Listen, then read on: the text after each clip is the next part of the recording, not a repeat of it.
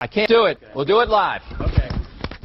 Do it live! I'll write it and we'll do it live! LegacyMaker, the all sports network, presents a SIRTOBA media production where the struggle is real to be awesome. 5, 4, 3, 2. The wait is over.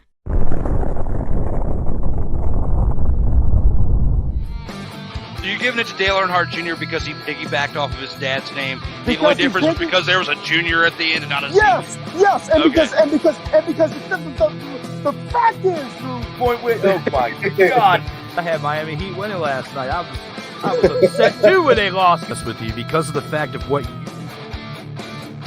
Get your popcorn ready. It's time for the In or Out sports debate with your hosts, Lamonte Thomas and Drew Willingham.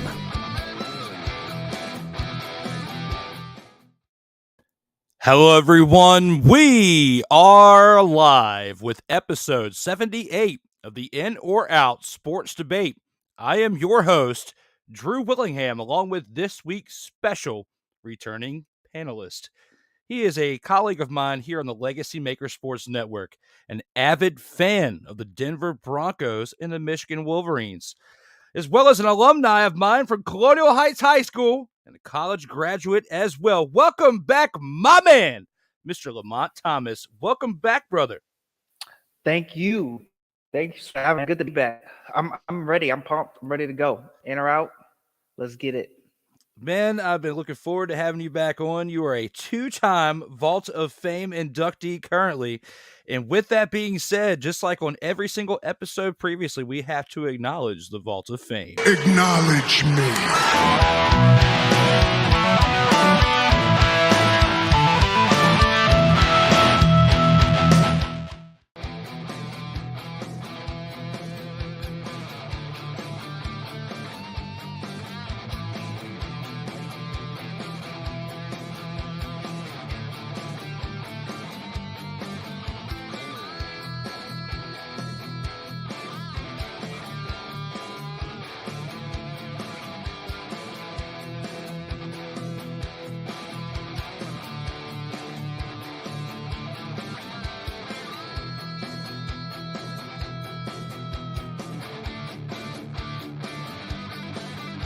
Man, you took me back. This is why this show was so important, and this is why I am personally validating and vouching for this show. If you are anybody in media, sports, professional wrestling, anything, you need to be on In or Out Sports Debate with my man Drew Willingham, because this has got to be one of the most fun things I've ever done in a long time.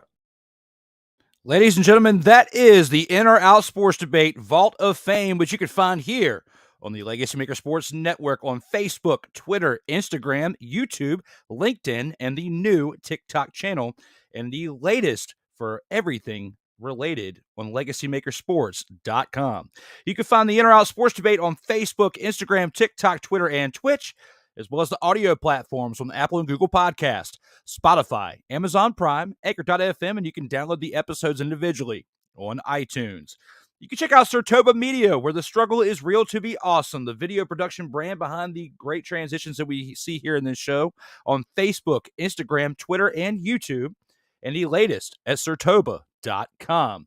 We are here for episode 78 of the In or Out Sports Debate, joined by Mr. LT Lamonte Thomas. We are here to get you the greatest and latest in sports action. We've got 5 great topics and a bonus this evening that we're going to get to. But before we get started, LT, what was it like seeing yourself pop up on the Vault of Fame? Well, it's like we always get together, man. Like we get together with the whole LegacyMaker Sportscast, or just how we always done. We're the one and only big homies. This is what we do. Like, this is what we do, man. It's always a joy to get on and talk sports with my guys. Most people don't like Mondays, but I absolutely adore Mondays because of this show right here. And for my returning panelists like yourself, and just like you said, getting up with the homies and getting up here and just talking sports and having fun. So I'm definitely looking forward to it. It's like Monday Night Raw. It is, man. And I'm glad I'm recording it. At 9 o'clock? Yeah. That's what it's like. It's 8-11 nowadays. They changed it, but I'm recording it because I'm still a fan and I'm going to watch it later tonight before I play some Call of Duty. So, hey, that's a little inside action of me on my vacation right now. So that's what I'm doing. But with that being said, guys, we got those rounds we got to get to. Let's go ahead and take it into round one. Round one. And LT here with round one. Acquiring Kevin Durant via trade by sending 4 first-round draft picks will cripple the Phoenix Suns' future. How do you feel about this topic here? Do you agree with it? Are you in or are you out? Oh, I got a really special take on this. So for the question itself, I'm out.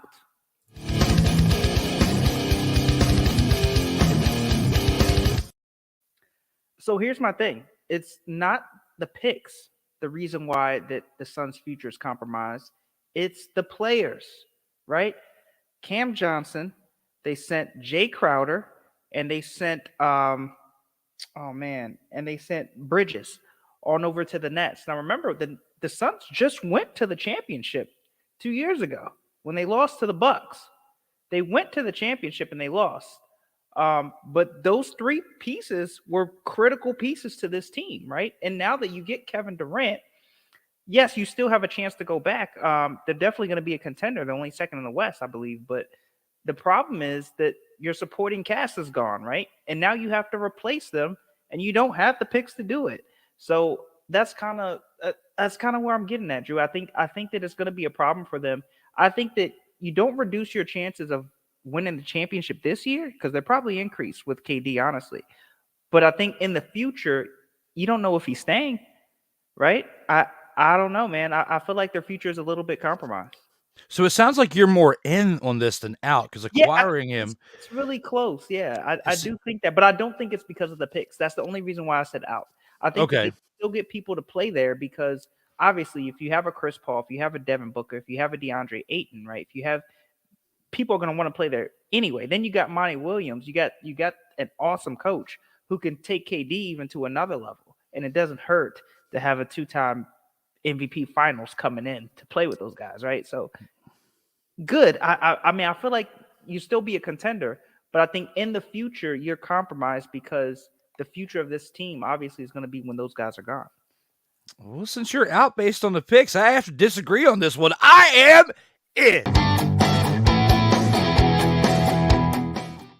Drew Willingham is on here saying that he is in. What? Oh, I said I am in. What? I'm going to say it one more time. I am mother, father, and you. What? Now, when you look at this trade, LT hit it right on the head. You traded TJ Warren with Kevin Durant to the Suns for Mikal Bridges, Cameron Johnson, Jay Crowder, 4 unprotected first-round picks, and a 2028 first-round pick swap.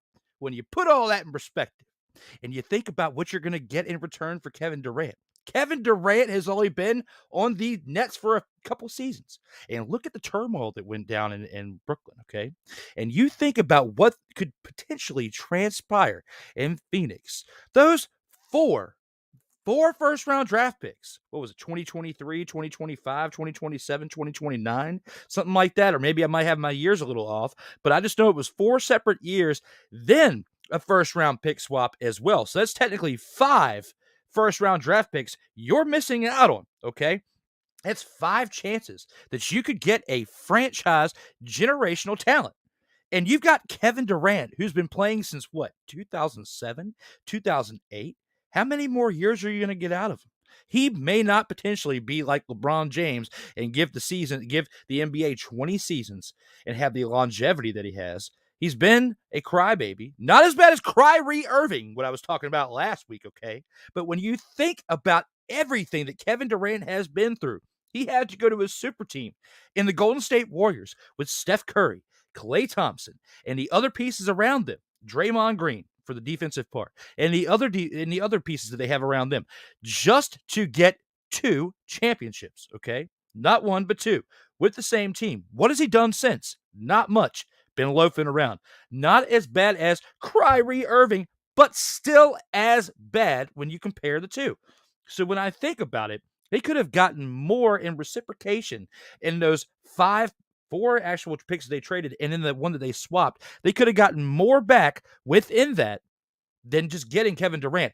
This team basically pulled a LA Rams of the NFL, the NBA version, and going all in for this season, and they're not guaranteed that championship this season, LT.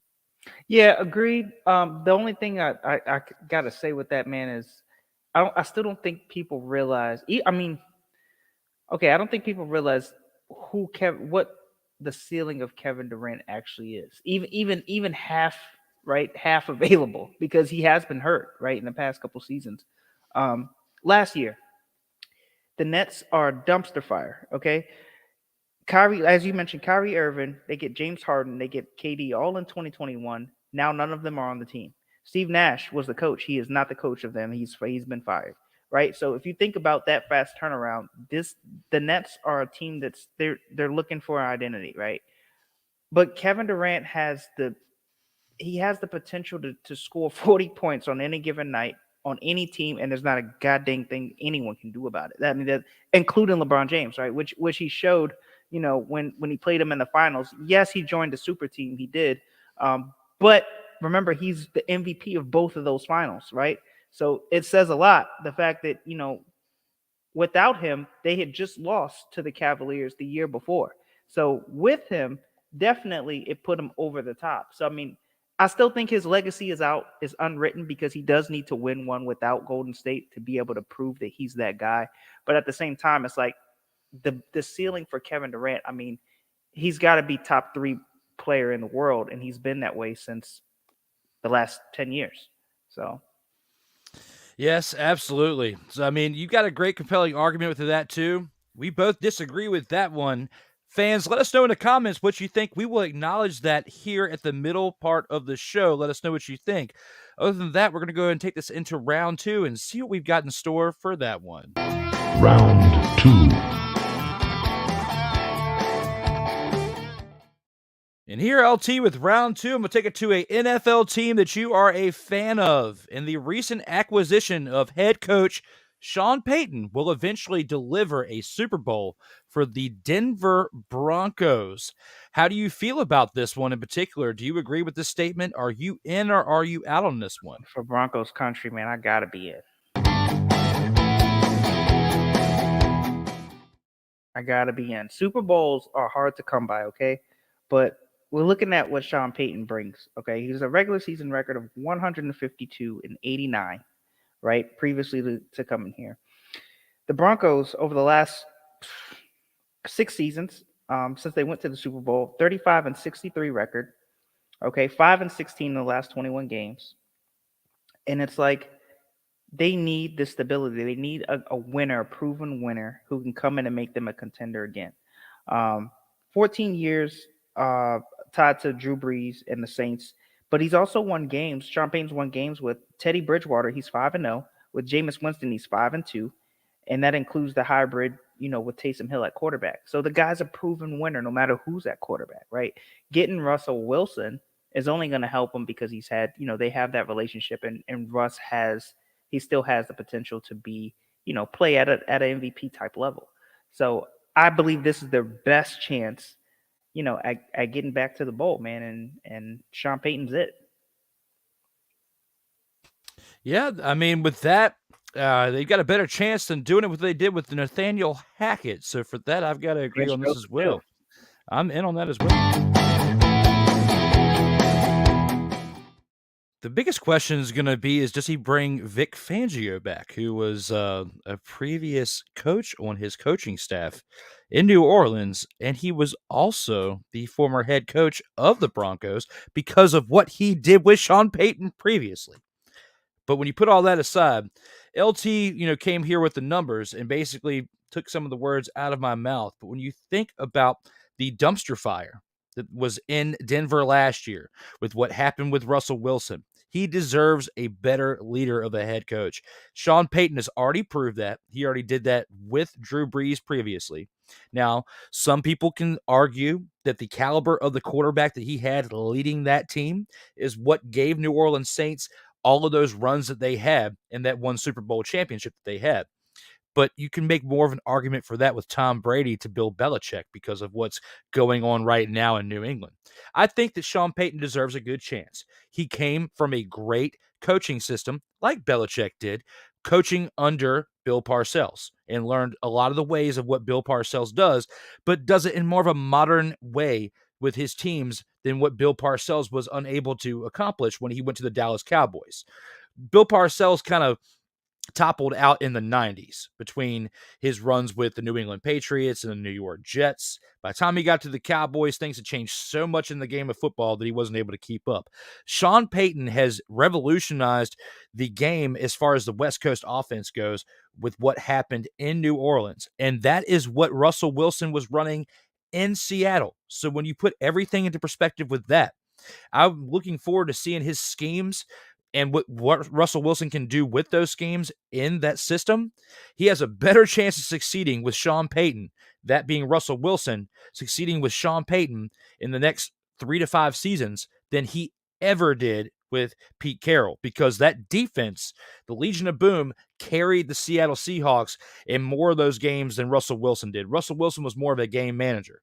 The way that Sean Payton's offense is going to look is going to propel Russell Wilson to carry that team a little bit more than what he did in Seattle. And that's just my opinion. The way that the offense looked with Drew Brees, I feel like it's going to be very similar with what his expectations are going to be for Russell Wilson going forward. Yeah, I mean, and you got to put into what Sean Payton said. One of the first things he said in his press conference is that, the Broncos need to get back to running the ball, and that's actually what was so helpful in Seattle, for that team that Russell Wilson was on to be able to make it, to the chips that they made it to, because running the ball just alleviates so much of the passing game, right? And with that system, man, the Saints finished top 5 in points 9 times with under Sean Payton, and 2 times they actually led the league with 27 points per game, in his tenure. So I mean, he knows, and he talks about it. Oh yeah, the talk is the quarterback, but running the ball, that's going to get you there. And then, like you mentioned, that defensive side of the ball, that's another thing. Who's going to be defensive coordinator? I heard they interviewed Rex Ryan, and I got pumped immediately, because let me tell you, Rex Ryan is a no nonsense. He's going to punch you in the mouth, and I look, people have their reserves about him. He's a wild character. I love him to death. But he's been out of the game for 5 or 6 seasons by now. He last coached in 2016, right? But he's been still been doing the commentating. He's been on the shows. He's been on the analyst shows. He's been an analyst. So you got to think that the itch might still be there. But I think of Tony Dungy. Who wouldn't pick him up? Tony Dungy's been out of the game too long. I'm sorry, but Tony Dungy's an NFL genius right now. I guarantee you he can probably get somebody a push in the playoffs. That's how skilled he is. Probably. But I think about the NFL like cell phones right here, okay? How fast technology changes within the blink of 5 years. Right. The NFL has been changing just as much as cell phones have too. Yeah. When was the last time Tony Dungy coached 15 years ago? It's been a minute. But this is why you surround yourself with the guys who are in the game today, right? And people respect him enough that they'll leave their job to come help those guys. And that's the important part about it. It's the next important decision that comes from Sean Payton is who he hires to his staff, right? Because if you get some guys who are cutting edge in the game, they can fill him up to speed. Not only that, but they can also take in the lessons that they need to learn from him. Because remember, the coaching tree, just like you talked about Bill Parcells, it comes from the older guys down. It doesn't go the opposite way, right? Everybody who's dominating the coaching game, they learned it from the OG coaches in the game. And that's kind of how you pass it down. You're absolutely right. And to touch up with what you were saying earlier, in the 15-year coaching career that he had with the New Orleans Saints, he's coached in 241 games, was 152 wins to 89 losses for a .631 winning percentage. And in the playoffs, he was 17-9 with a .529 winning percentage. So when you think about all of that, it was 17 games. He was 9-8 with a .529 winning percentage, which is actually pretty good when you compare and contrast a lot of other legendary coaches. So this, I feel like when it comes to all the head coaching pickups throughout the entire offseason, This one was the best. You got the best chance out of all the coaches that were hired to go to the Super Bowl. It's not happening this year. I'm sorry, it's not happening in 2023. It does sound like it's too far of an uphill battle for 1 year. But hey, Broncos country, hang with me and let's ride. I'm thinking, I'm gonna ride with you, brother. And I had a Bronco at one point too. I love the vehicle, the Bronco. I'm gonna get another one at some point in the future. However, not the new one. I'm gonna get an old one and fix it up because these new ones are trash. But when you think about the Denver Broncos, I can see the 10-year anniversary of their Super Bowl, 2015, 2025 will be the time when they get another Super Bowl. Or at least reach another Super Bowl. So it's going to take about 2 to 3 years, but I can see you guys showing up in there for representing the AFC at some point. I'd love it. But guys, we've gone through 2 rounds so far. We've got some breaking news before we go any further.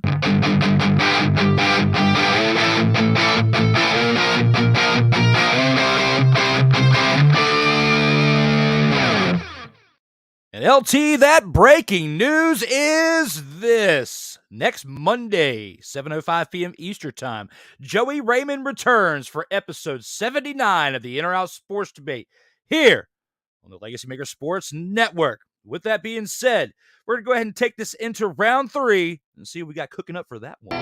Round 3. And here with round 3. The LA Lakers saved their season by trading away Russell Westbrook.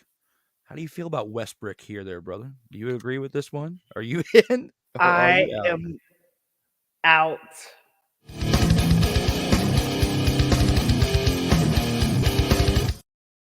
Listen, Westbrook he has a bad rap. He does. But I do feel like this Lakers team is better with him gone. But does that save their season? No.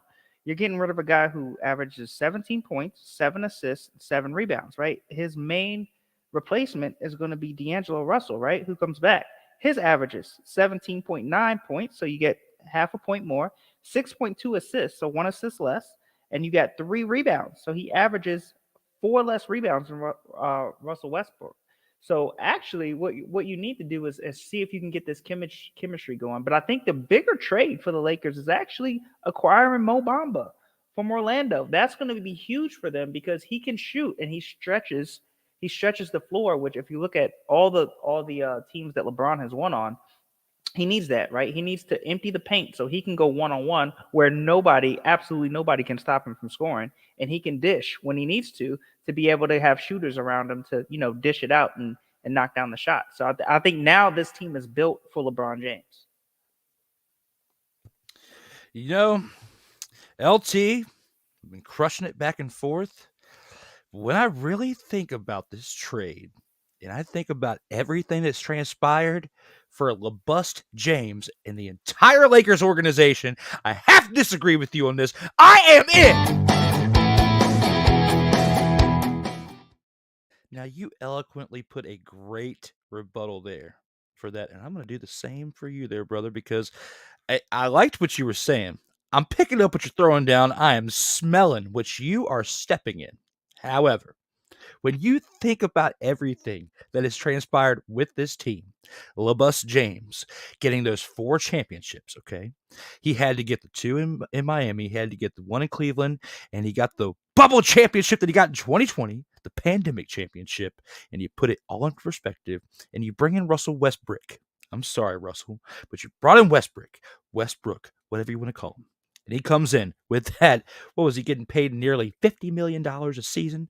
It was absolutely absurd what Russell Westbrook was getting paid.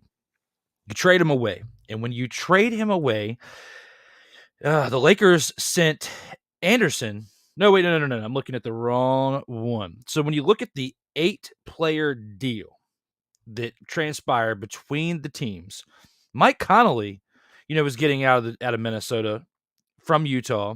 And you look at Walker, and you look at the other players that are going there, it looks like Utah is basically going to buy out Westbrook's contract with everything that has transpired with that.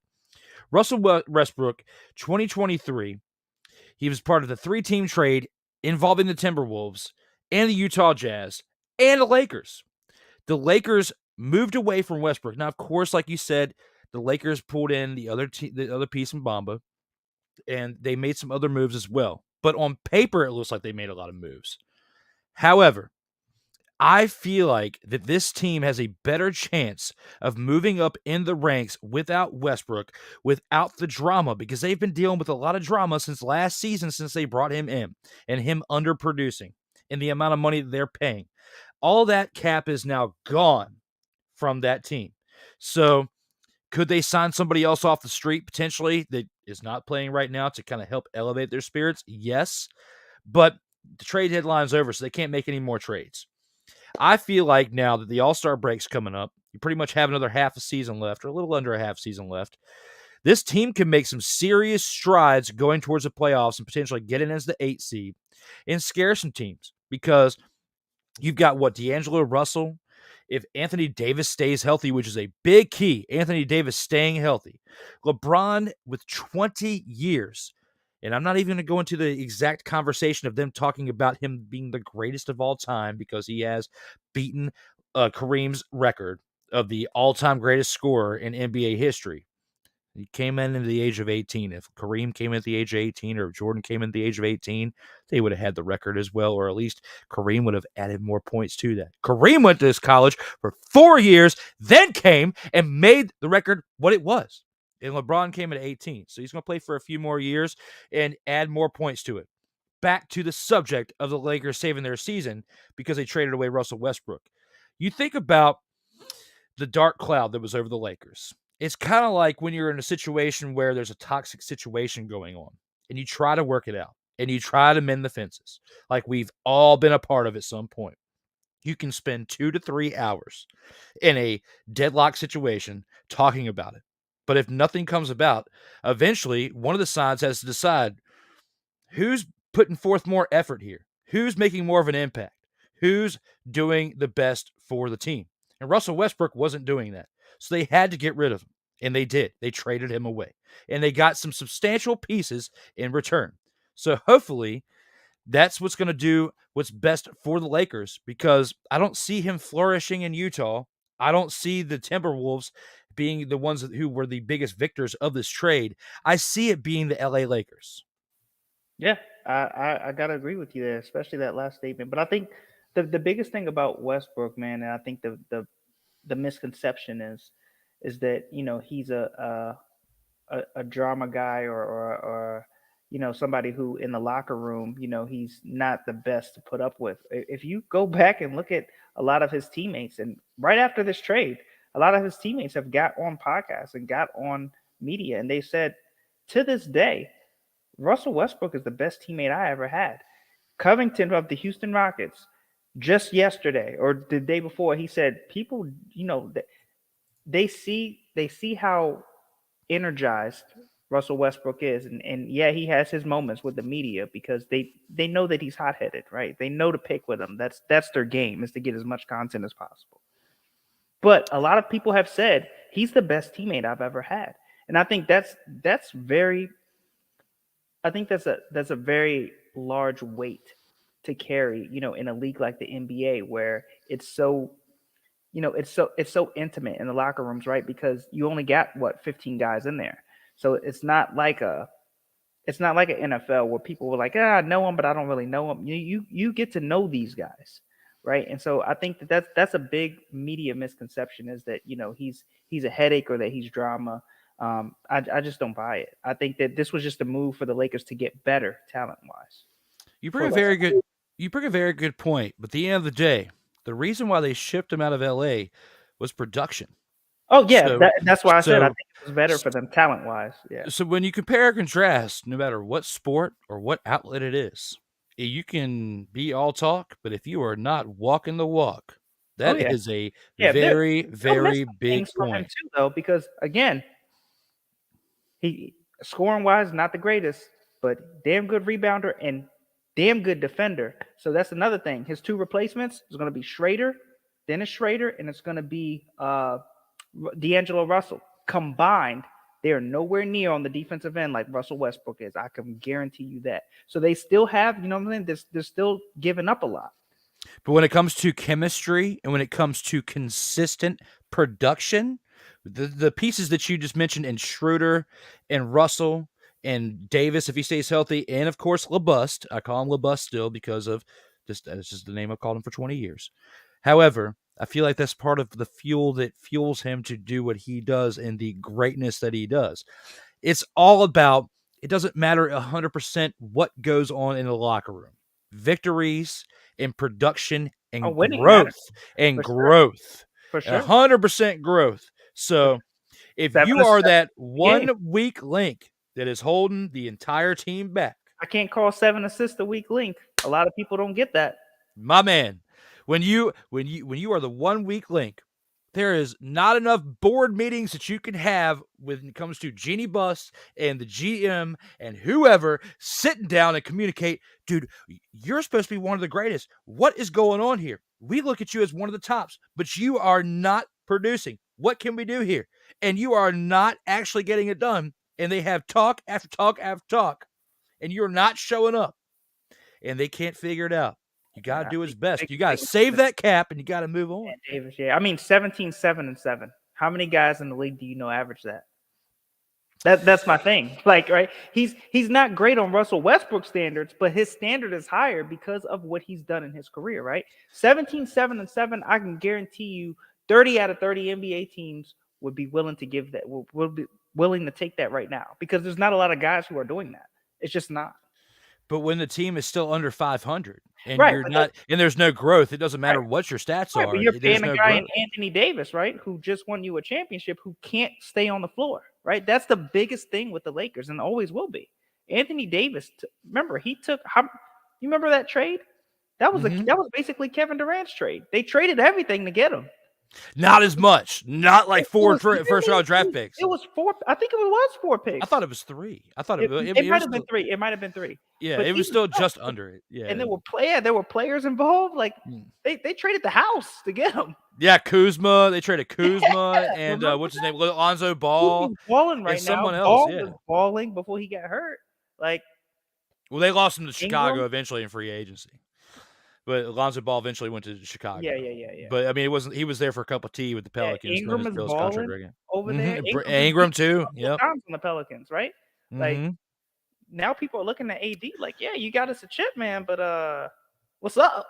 That's what I'm saying. That's why I call it the bubble championship, because had the pandemic not happened, remember, Anthony Davis was actually injured when the pandemic started. Had the season finished out as normal as it normally did, he wouldn't have even been available for the playoffs. And he was available because he had that extra time to rest. So they wouldn't have even had that championship, the bubble championship, had it not been for the extra time they had to rest. It was a crazy season. It really was. But so much has changed, and we basically, guys, let us know in the comments, guys and gals, what you think so far. LT and I, that was one of the most heated ones we've had so far in the first half of this show. I love it too, brother. But before we go to our medial mayhem, let's go ahead and take a look at an unofficial, non-related sponsor. This episode of the In or Out Sports Debate is brought to you by Peanut Butter and Jealous. When you're feeling a little blue, based on what others are doing around you, spread a little peanut butter and jealous on your sandwich to make yourself feel whole again. There you go, guys, for the simple factor of free 99. You could have the peanut butter and jealous on your sandwich to make yourself feel whole again. And with that being said, let's go ahead and take this into the medial mayhem and see what the comments from the fans have to say so far throughout this show.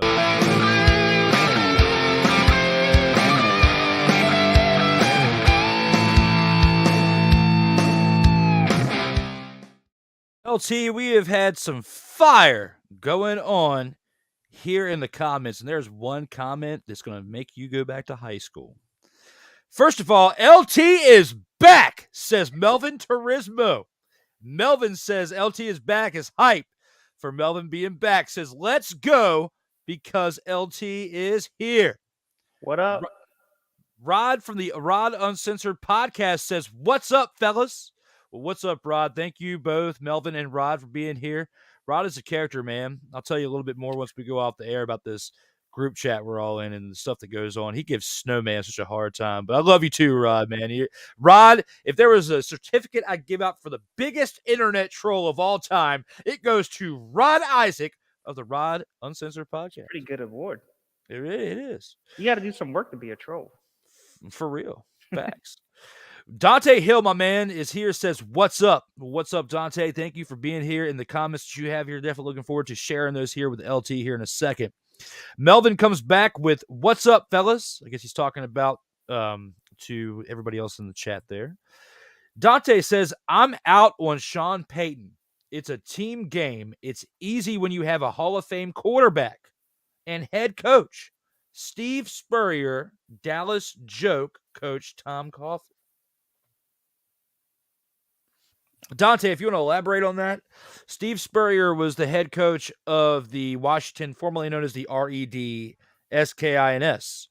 And when I think about everything that you just said there, I got to go back to... Damn!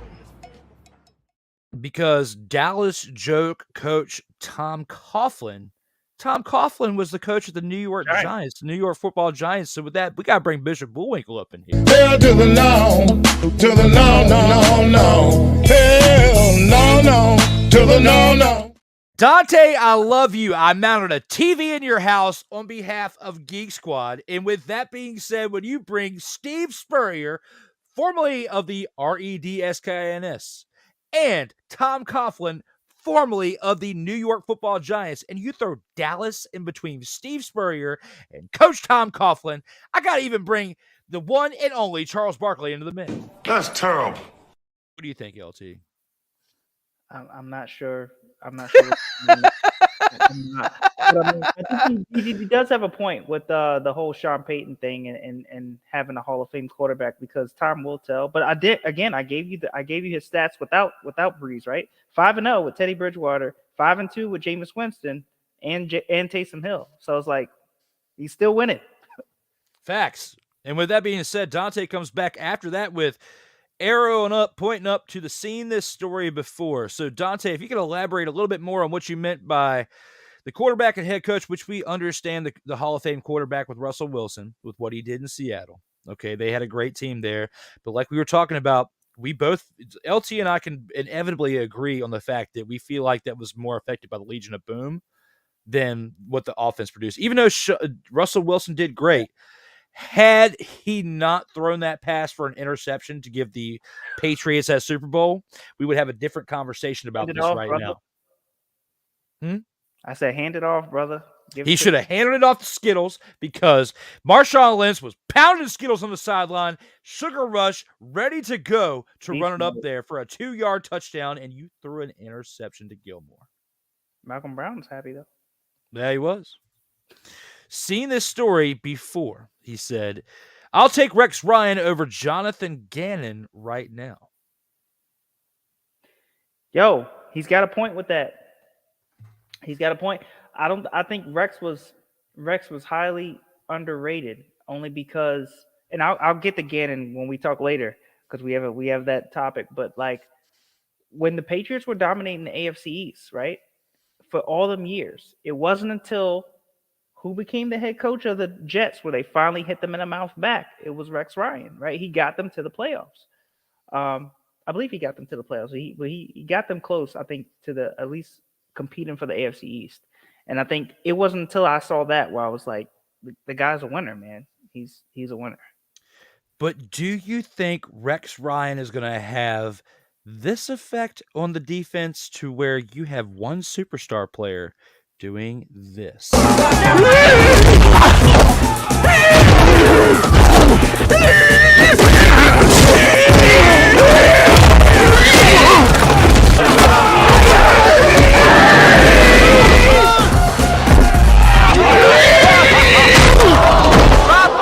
Looks like Boucher knocked him out cold.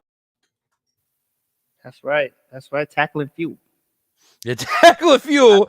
My guy.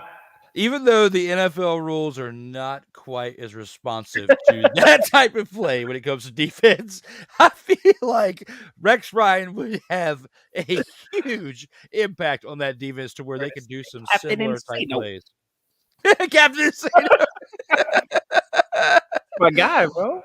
And speaking of our guy, Dio's here, says, Drew Lamont, let's go, fellas. Have an amazing show. Well, thank you, brother. We appreciate it. And with that, we will definitely do that with this.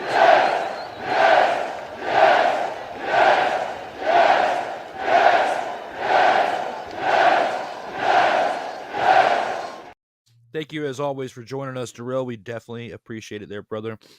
Congratulations on the things you have pulled with last week in the Super Bowl and the path that you paved for hopefully some of us to go with you next year, as we are doing the best we can out here to uphold the standards of the Legacy Maker Sports Network. Dante Hill says, at least Rex will have his guys ready to play defense in the Super Bowl. We got to get there first. Yeah, you got to get there first because one half of playing defense will not help you out if you don't continue that momentum going into the second half. That's what we saw yesterday. But we'll get to that here in a little bit. Sean Payton about to change the game for the Broncos. They got to fix Russ, though. So true. Very, very true. Very, very true. This is where we're about to go off the rails, LT. Ben Fulp is in the house, says, what's up, fellas? God, Fulp. Fulp Daddy is here. And I'm definitely looking forward to what he has to say right here. Oh, man. That's my guy right there, bro. That's mine a fellow too.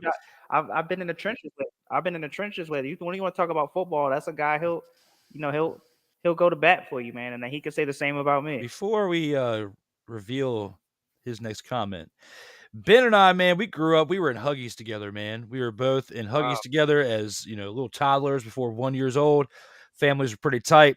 That's my man right there, the Fulp Daddy. I love that guy. So thank you for being here, Ben. I appreciate you watching this show with my man LT. LT, remember the time you fumbled the football from the kickoff? You could have scored. I'll never forget that. I was named homecoming king earlier that day, and I remember Lance Rhodes caused the fumble. I could have scooped and scored like my man Nick Bolton, and I did not do that. I ran straight past that bad boy, but I did get the ball though. We did get the ball. I believe we got the ball. Ben, but we won that game 25-13. I remember that. Okay. Well, Ben brought this up to me recently when I told him, because he and I were talking on the phone the other day, and I told him that you were going to be the next guest on here because, I talk to Ben at least every couple of days, and, I talked to him about what's going on for the next week with the shows and stuff, and he's pretty, involved with it, and he might not always be able to catch it live, but he at least catches it, in syndication. And when I told him that LT was going to be on, he was like, I'm going to have to comment on that and say this exactly what he just said. And he said that LT could have had a kickoff return for a touchdown. First play of the game and homecoming. Yeah. I'll never forget it. Had it not been for that fumble, you would have ran that unit back for a touchdown. He Legit. said. But we won the game. That's all I cared about. We beat Prince that night 25-13 because I stood there in the gym and I told everybody at school we were going to win that game. Right. And that was the thing that hit me the most when I didn't score off of that. I said, man, if we lose this game, I'll never be able to forget this. That's all I can remember. Man, how cool is that to turn back the clock like what, 18 years? Yeah. 18. Holy crap, we're getting old. We're getting old. We're like only a few years away from saying this. Come after me. I'm a man. I'm 40.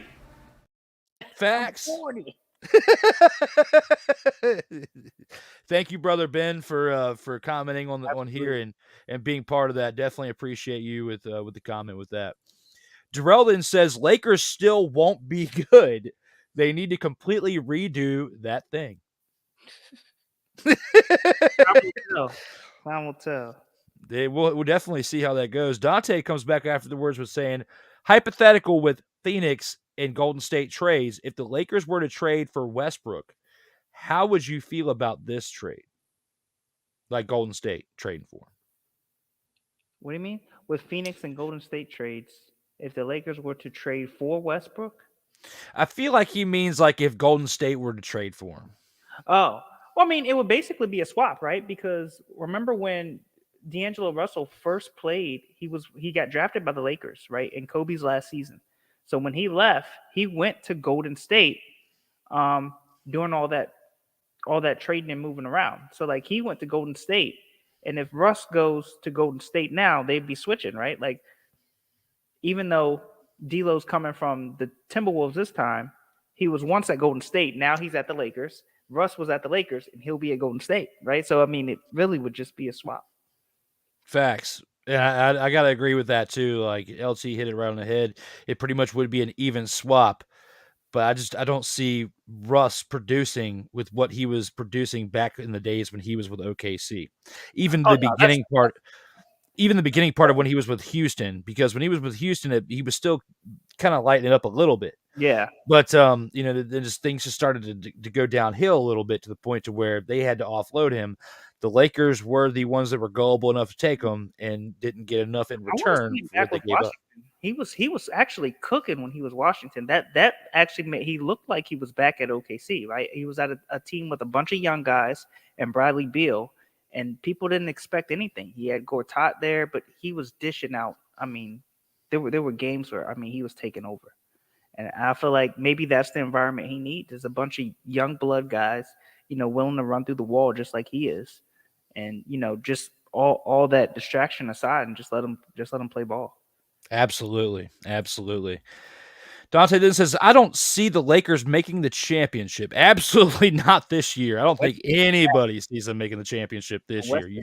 That 100%. Oh yeah, especially with what the Suns did with that trade too. I mean, they're closer to the championship than the Lakers are with trading away Westbrook. I said even Kyrie in Dallas. Yeah, that's problem. If he shows up, what do you mean? He's already been cooking. Yeah, but it's still he still has like what 1 or 2 games under his belt. Bro, the first two games he was there, the Dallas Mavericks scored the most in a quarter of any team this season. Just being there for 2 games. They did it twice. We'll see if Kyrie's still around here. 74 points and a half. I give him 2 months. We'll see how he does 2 months from now. Bro, he has his issues, but one thing you cannot say is the dude is a certified baller. He's a certified baller. I'll give you that, but when he does show up, I'm giving you that. He's never had a bad stint of production ever. He just got to be on the court. He just got to keep Kyrie on the court. That's it. Why does the NBA just doesn't value trades? You have the best draft build-up with March Madness, then trade picks away for a little. We got March Madness, of course. That's a little bit separated from the NBA, of course, because that's college basketball. But March Madness, I feel like the direction of what Dante's saying here is we see the majority of the value of these players coming out in the draft from March Madness because they're showcased on a higher stage, on the highest stage that we have seen all NCAA basketball season long. So when we are all glued to our TVs, whether we're going to Buffalo Wild Wings and chowing down some wings, watching the game, making our pools, watching the games, because people spend more time watching college basketball in the March Madness tournament than they do all year round, no matter what they say, because throughout the fall, we got NFL. We just had the Super Bowl this past weekend. Now people start paying attention to NBA and NCAA, leading on up because baseball isn't even around yet either. Now, of course, we're going to have XFL and USFL to kind of divert some time as well, but March Madness is big for NCAA. That's when we start seeing some kids make names for themselves, and that's when we start seeing their value come about. So when you're trading away these picks for a little, I feel like what he's saying is when we were talking about Kevin Durant and all that in round 1 and what we were seeing with Russell Westbrook in the trade in round 3, you're trading all these picks away, and you're not getting much in return because these guys are at an older age in their career when you just missed out on 4 or 5 potential first-round picks, really good picks, to bring in some of these key pieces that we'll be seeing in the March Madness tournament for the next 5 to 7 years. Yeah, and I think amateur basketball is really it's harder to judge, right? Because now the pools are a lot different. You're not just talking about college basketball. You're talking about guys in the G League, right? You're talking about guys overseas, right? Which they get drafted at a high rate nowadays. Like the next basketball gem is so much harder to find than it is, say like football, right? Like it's hard because there's so many different levels of basketball, right? A lot of times the next basketball like prospect that's going to be high up, who's going to be killing stuff, is playing D3 right now. You just don't know, right? Like guys like Dame Lillard, who would have ever thought that he'd come out of there and be a beast like he is? Shoot, Steph Curry, He went to Davidson. That's in the A10. We cover that. Nobody's getting Steph Curry treatment now in the A10, but you just don't know if he's going to come out and be the best shooter of all time. You just don't know. Absolutely. And when you look at things from Dante says, I've seen Super Bowl coaches go to other teams with this hype and nothing come from it. And that's definitely true. I mean, it was definitely true, and only time will tell. We'll revisit this probably in the next 5 years, because I got a feeling that within the next 5 years, it's Super Bowl or bust for Sean Payton, because you only have so much time left with Russell Wilson, because Russell Wilson's like near our age, and we're 36. Like, he's like, what, 35, 36? So when you think about what Russell Wilson has left, and if he's going to play till 40, you've got the next 3 to 5 years with this caliber quarterback in order to make an impact on the AFC. And we're going to see what Sean Payton is all about in the next few seasons. I think he's 34 now. Mm-hmm. Tom Coughlin, Mike McCarthy, jokes of coaches. Also, Steve, I've seen this story before. Remember when Steve Spurrier was going back to South Carolina? Now, Steve Spurrier spent 2005 to 2015 in South Carolina. And with what he did there, he had his biggest impact on college football when he won that championship as a consensus national champion in 1996 as the head coach of the then Florida Gators before leaving and jumping ship to the Washington, formerly known as the Redskins, in that time frame. He had Rex Grossman and the other quarterbacks during the early 2000s run before he left in 2001 to go to Washington. But when you put everything into perspective, Dante, I got to say this. I just don't hold Steve Spurrier up there as someone that has had that much hype around them and failed, okay? I cannot compare Steve Spurrier, unfortunately, to one Sean Payton, because Sean Payton is a Super Bowl winning coach. He won a Super Bowl, hands down. Spurrier did not do that with Washington in his short tenure there. So I cannot compare and contrast between Tom Coughlin, Mike McCarthy, who, yes, Tom Coughlin has 2 Super Bowl champions with New York, and Mike McCarthy has 1 with Green Bay and the type of teams that they had. But when you compare and contrast the overall teams that they've had and with what Sean Payton did with what he did with Taysom Hill and changing that offense with the West Coast offense in New Orleans, I cannot even put them in the same category. I got to take Steve Spurrier out of that. I'm sorry. So, one last thing. Ben comes back saying, I love you, LT. So he says that. Ben says, I love you, LT. My guy. Followed by, you guys are rocking it. Well, thank you, Fault Daddy. We appreciate it. We do the best we can to entertain the fans. For that, we appreciate you for showing up. And guys, I see a couple more comments going in here. We're going to acknowledge those here at the end of the show. We're going to keep things going as we're going to take things into round 4 to the By the Number segment and talk a little bit of numbers for this episode number 78. Round 4. With round 4, Art Shell is the greatest athlete to ever wear the number 78 in all of sports history. How do you feel about this one, LD? Do you agree with this one? Are you in or are you out on this one? Very close, and I gotta respect Art Shell, man. He was a legend for sure. I'm out.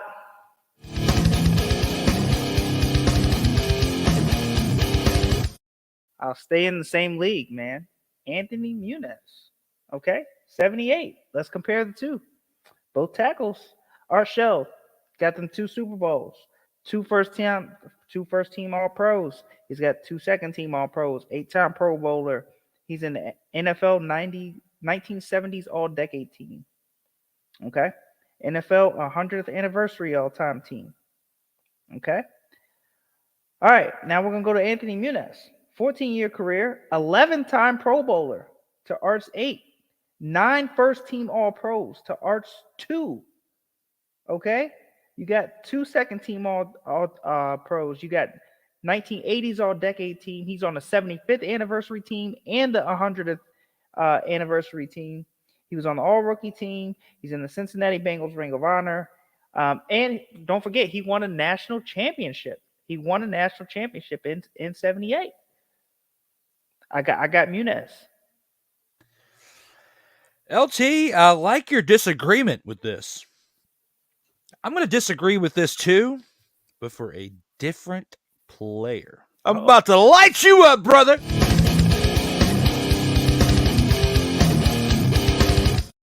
LT had a lot of great stipulations for why he chose Anthony Munoz, but I have an even better one. And that one is the one and the only Bruce Smith. What? I said Bruce Smith. What? One and only Bruce Smith. What? This guy helped lead the Buffalo Bills to 4 straight Super Bowl appearances. What? I said 4 straight Super Bowl appearances. What? He didn't win. What? Said he didn't win. What? Can blame it on the kicker. What? Doesn't matter. What? Sammy's getting pissed, Stone Cold. Say what again? Say what again? However, he was part of a legendary team. What? I'm sorry, Sammy, but he was part of a legendary team. What? Led the Buffalo Bills to 4 straight Super Bowl appearances. He was a 2-time Defensive Player of the Year in 1990 and 1996, an 8-time first-team All-Pro, 2-time second-team All-Pro, an 11-time Pro Bowler to match Anthony Munoz, 2-time NFL forced fumbles co-leader. He was part of not only LT, not only the 1980s All-Decade team, but part of the NFL 1990s All-Decade team. Take all of that aside, LT. Take it all aside. What? Said take it all aside. What? He was also part of the NFL's 100th anniversary all-time team. Part of the Buffalo Bills Wall of Fame. Part of the Buffalo Bills retired jerseys for number 78. So when I put all of that perspective, I love your pick for Anthony Munoz, but I have to disagree with your pick, even though we both disagree with this statement as well, and choose the one and only Bruce Smith, who also spent his last 4 seasons part of the team, formerly known as the REDSKINS. I gotta apologize to my father, man. Being an avid Bills fan, the biggest. How could I forget about Bruce Smith? When you talk about one of the best DNs to ever play in a game, right? I think we had a conversation on Legacy on Fire. I think it was who we'd rather have. I think it was Reggie White or Aaron Donald, right? And we had that conversation, right? Bruce Smith was the guy that when I did a lot of my research, he was the guy who was thrown into that conversation, right? Like he was a menace for years. And to not include him in this is just a travesty. So apologies to my Buffalo Bill fans, to my 78 wearers, and to Bruce Smith, who I think you got this one dead on. Thanks, brother. I appreciate it. I had to, not just because he was a former player of the REDSKINS, but because he went to 4 straight Super Bowl appearances. He was a legend for sure. Legend. Coming out in 1985, playing for 19 seasons from 85 to 03. 2 different teams, mainly with the Bills. Yeah. But he also helped propel the Bills in the later part of the 90s when he was playing with Doug Flutie. Right. I think Munoz's his championship with USC really took it over the top for me. I was just like, well, you want to talk about somebody who's one of those accolades that push you over. That 78 USC team supposedly was nothing to mess with, man. So I know, man, but I separate college and NFL. It's just, I have to, and just when I think about the impact that old Brucey had, legend, just absolute legend. So I had to go with him with that. So, guys, we've gone through 4 rounds so far on this show. Before we take it into the next round, the bonus round, let's go ahead and take a little look at a little bit of a promo that we have for a weekly show that we have Mondays generally at 1:05 p.m. Eastern Time.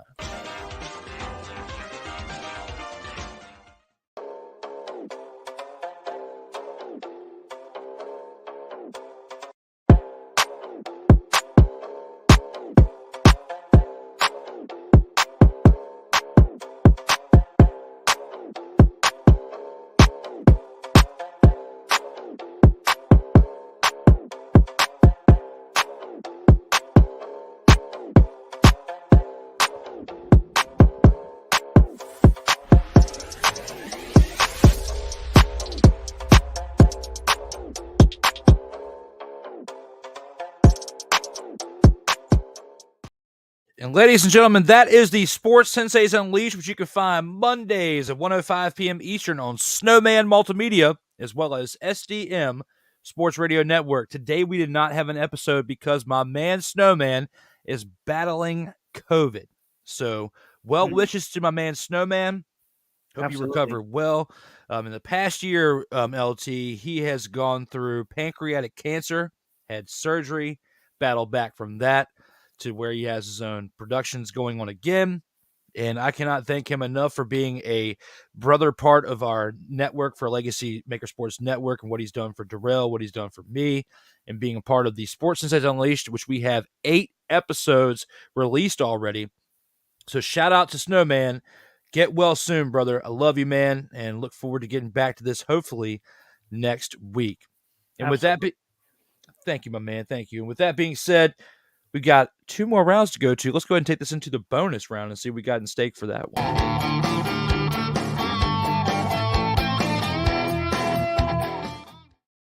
And for the bonus round, Patrick Mahomes was the best choice for 2022 regular season MVP.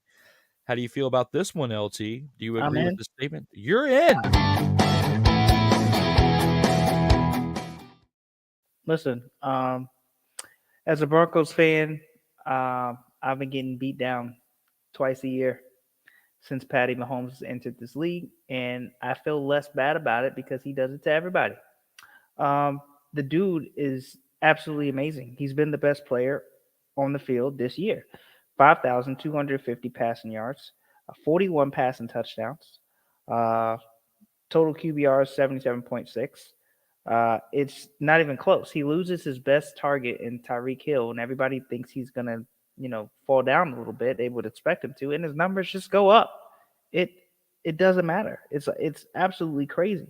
I don't know who is better or who would be better for the award this year. If you think about even his numbers from being the top quarterback to the next quarterback, it's not even close. Pat Mahomes is it. He's the bar. He's the standard. He's the MVP. And I'm glad that you agree with this as well because I do too. I'm in as well. So many people wanted Jalen Hurts to get this award, this MVP award. Many of them being Philadelphia Eagles fans, okay? And I can name some of you off on this podcast, but I'm not going to do it. I'm going to behave. However, when you think about the fact of what LT just said, 5,250 passing yards, 41 touchdowns, only 12 interceptions, with a QBR of 105.2. This man has a QBR for his career in only 6 seasons with a 105.7. Now, he did rush for only 358 yards to 4 touchdowns. And when you compare Jalen Hurts' numbers, who did miss 2 games because of injury, Jalen Hurts was 14-1 with a record, did have a better record than what Patrick Mahomes did. Patrick Mahomes is 14-3, who started all 17 games. And for that, because he was there for all 17 games, I feel like he does deserve this MVP record because he not only had more stats, he did have just as many wins. He may have been 0-2 in the extra games that he played over top of Jalen Hurts. But when you compare and contrast the two, Jalen Hurts was 14-1, only had 3,701 passing yards in those 14 games. He did have 101 QBR, but he had 22 touchdowns passing to 6 interceptions. Now, rushing, he had more, has 760 rushing yards on 165 attempts for only 4.6 yards per attempt. When you compare and contrast Jalen Hurts' rushing per attempt, the past 2 seasons in 2020 and 2021, he had 5.6 yards per carry, which was 1 yard less per carry on average. He did have 3 more touchdowns rushing than he did last year, because last year he had 10 rushing touchdowns. This year he had 3. Doesn't matter. In 2 more games, guys, do you think that in 2 more games he would have had 1,600 more passing yards? Because that's what would have taken to compare and contrast between Patrick Mahomes and those 2 extra games that he played other than Jalen Hurts. So when you think about Patrick Mahomes throwing for 5,250 yards in 17 games, 41 touchdowns, 12 interceptions, without a doubt, we both agree on this topic. Patrick Mahomes deserved, hands down, this MVP without a doubt. Yeah, I mean, and Jalen, when you compare like what they both have, I mean, Jalen definitely used his legs more this year. A lot of his the rushing yards per attempt, went down because of all the quarterback sneaks that they've been doing, bullying people, right? But he has I think it was like something like 11 rushing touchdowns. But even the yards per rush, right? Like Mahomes didn't take off as much, but he still had more yards per carry than Jalen Hurts, right? And that just shows you that he is the elite weapon that the Chiefs have, right? Like they don't have Tyreek Hill. Jalen actually gets better weapons this year, right? Along to go with Devontae Smith, he gets A.J. Brown. It's a big upgrade, right? Better targets than Kansas City. Still doesn't dispute the fact that Patrick Mahomes has got the ball to more receivers. Hell, their fourth tight end had 9 catches. Mm-hmm. Their fourth tight end. Some teams don't even have an active fourth tight end. The fact that he has 9 catches is ridiculous. And Philly's in danger of overutilizing Jalen Hurts because just like you just said, Patrick Mahomes has got 5.9 yards per attempt when he's rushing. He only ran 61 rushes during the regular season, okay, for 5.9 yards per attempt. Jalen Hurts rushed 165 times, over 100 more times, 104 more times to be exact, for 4.6 yards per attempt. And yes, he did have more yards. He only had he had 402 more rushing yards on 104 more attempts. So Patrick Mahomes, without a doubt, deserved this MVP. It was only homers of the Philadelphia Eagles who wanted Jalen Hurts to get this MVP award. I'm sorry, but without a doubt, those of you who are statisticians like myself and LT here who know the game of the NFL football, Mahomes deserved this without a doubt. Easy. So, with that being said, guys, we've gone through 4 rounds and a bonus. Before we take this into the final round, let's go ahead and take a look at another show that we have on a regular basis, that being the Kayfabe Express.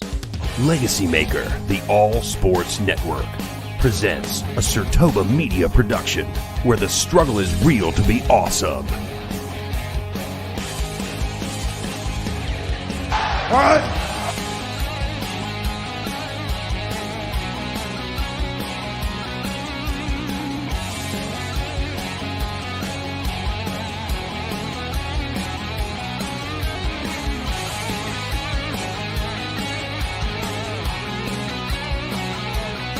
I'm better than you. And you know it.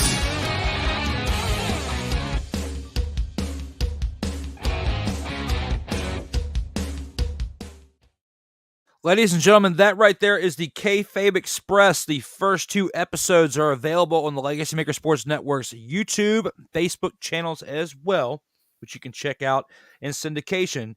Episode 3 we hope to have out here shortly. We were supposed to have it out here last week. The cousin of the biggest draw in WWE history, Roman Reigns, Lance Anoa'i, was scheduled to be here last week. However, he's gotten sick because of the way the weather's been, and we've had to reschedule that. And until we can actually get that going, we're going to hold off on that show being produced because I would like for him to be episode 3 to discuss his story within the background of professional wrestling, as he's got a very, very great one to discuss. But with that being said, guys, we are down to the final round with Lamonte Thomas. Let's go ahead and take this into the final round and discuss the Super Bowl with what we saw yesterday. Let's go ahead and take this into that round. Final round.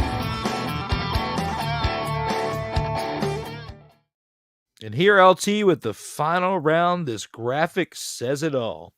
The ending to Super Bowl 57 was merely affected by the mistakes from the Philadelphia Eagles throughout and not the officiating.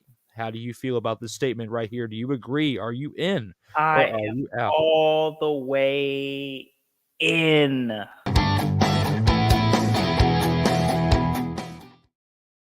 Listen, you can't blame this one on the refs. The Eagles had plenty of opportunities, right, to win this game. They were in charge of the game. They ran an absolute perfect game plan in the first half, albeit the fumble.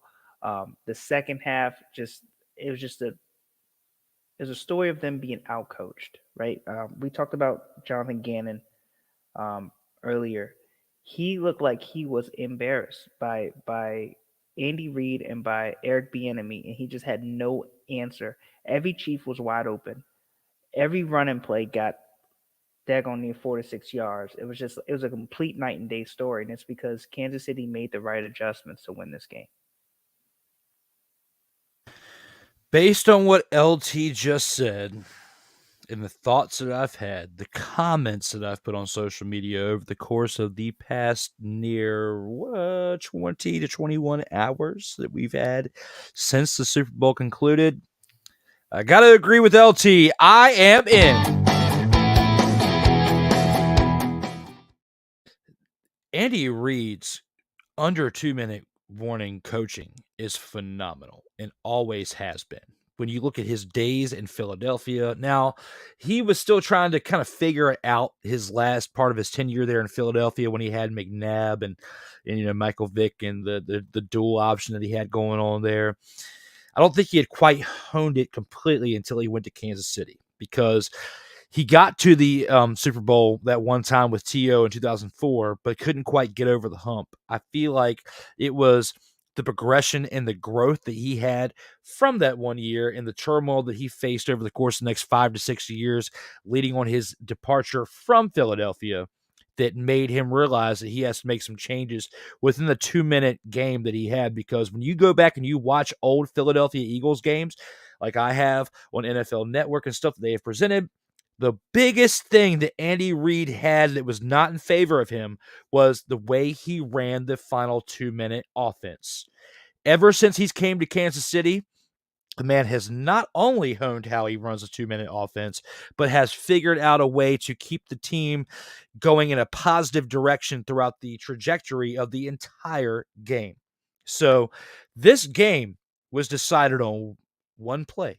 And I'm sorry, Eagles fans, but I'm going to bring this up. And it has to do with this graphic that I made right here. And no, it is not Andy Reid eating the cheeseburger. I did that for your laughs, for your entertainment, for you to laugh. It has nothing to do with Andy Reid eating the mother-fathering cheeseburger. It has everything to do, not with Mahomes trading the jersey with the ref, because I did that for your entertainment as well. It has nothing to do with Travis Kelce sticking his hand out to listen to the haters that were saying the Chiefs were not going to win the Super Bowl this year. It has everything to do with the far left part.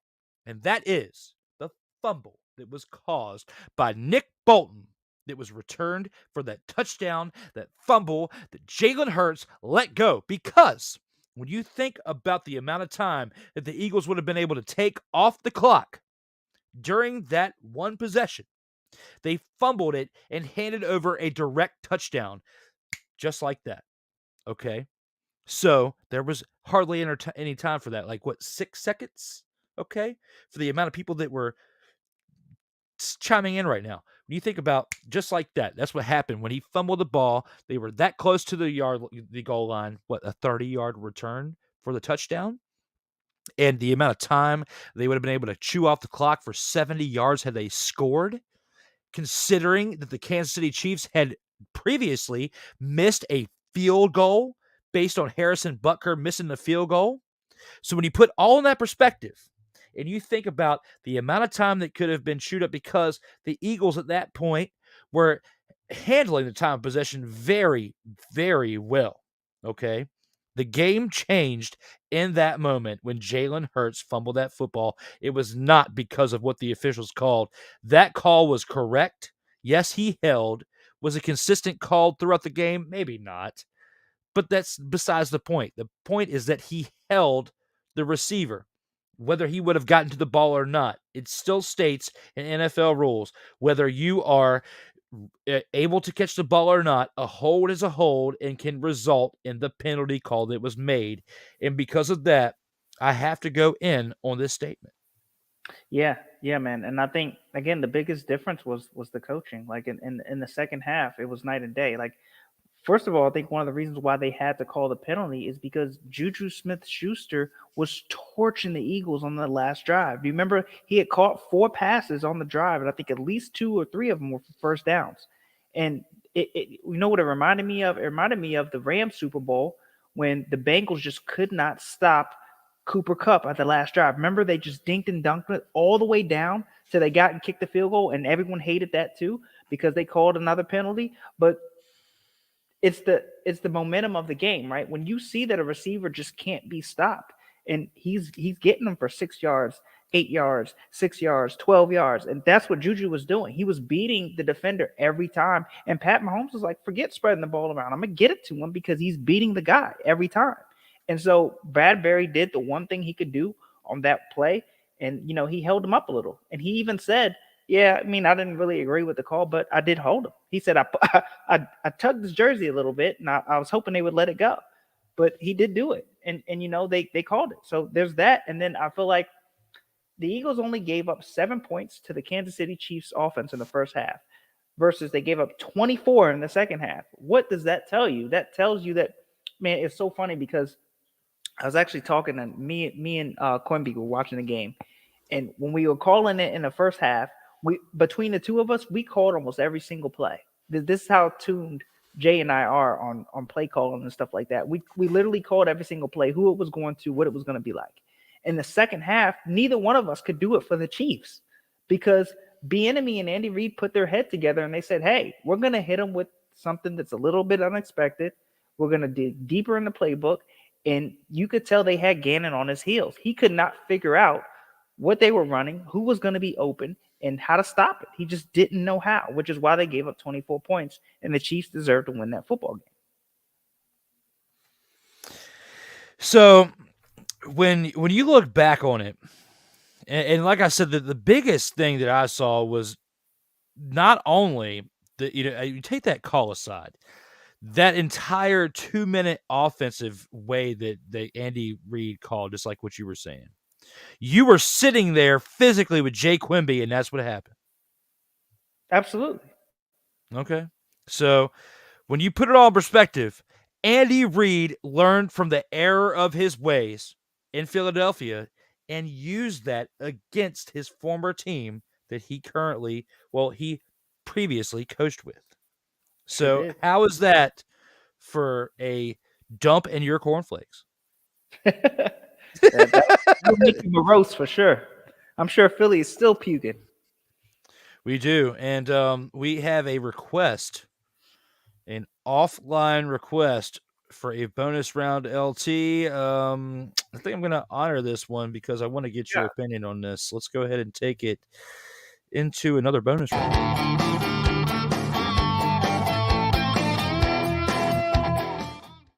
LT.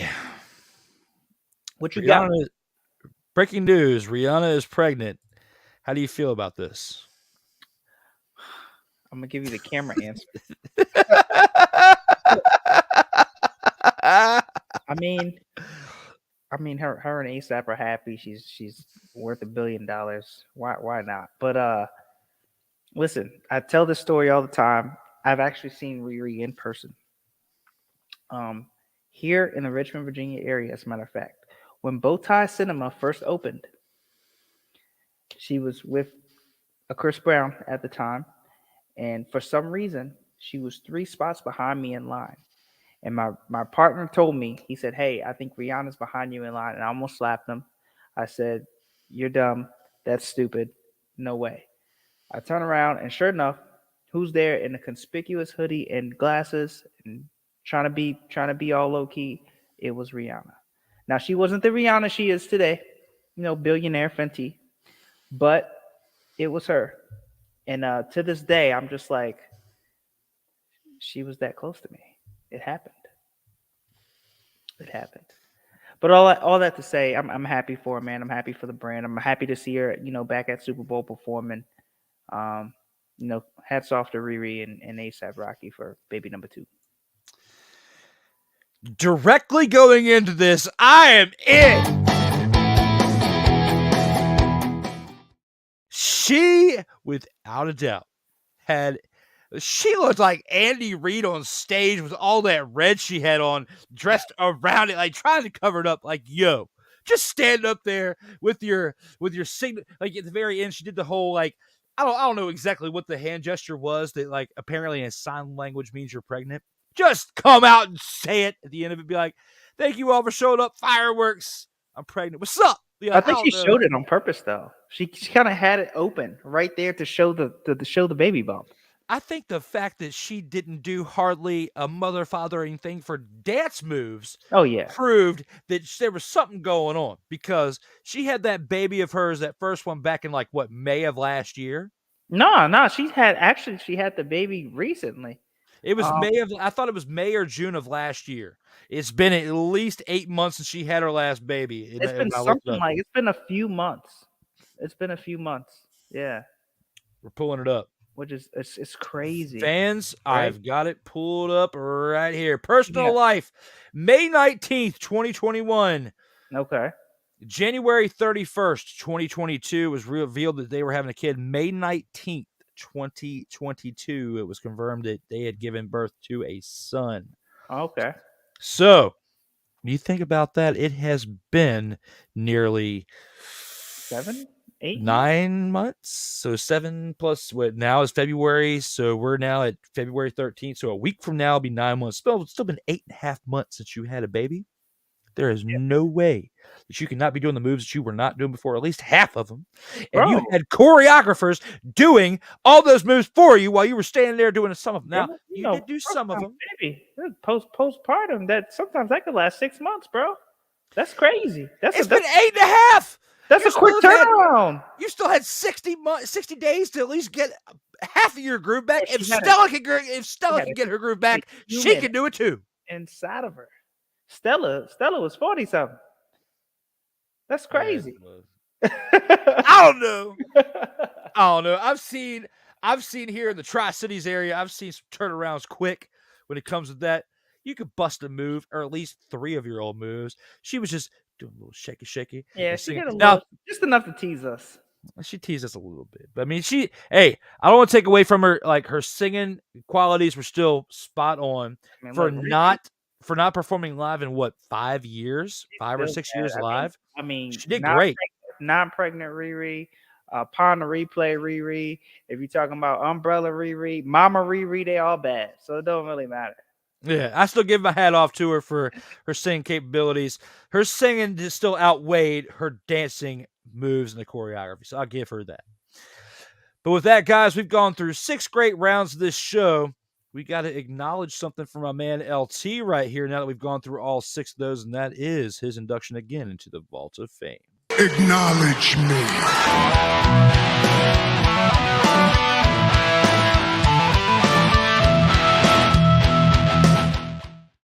That's right, you guys.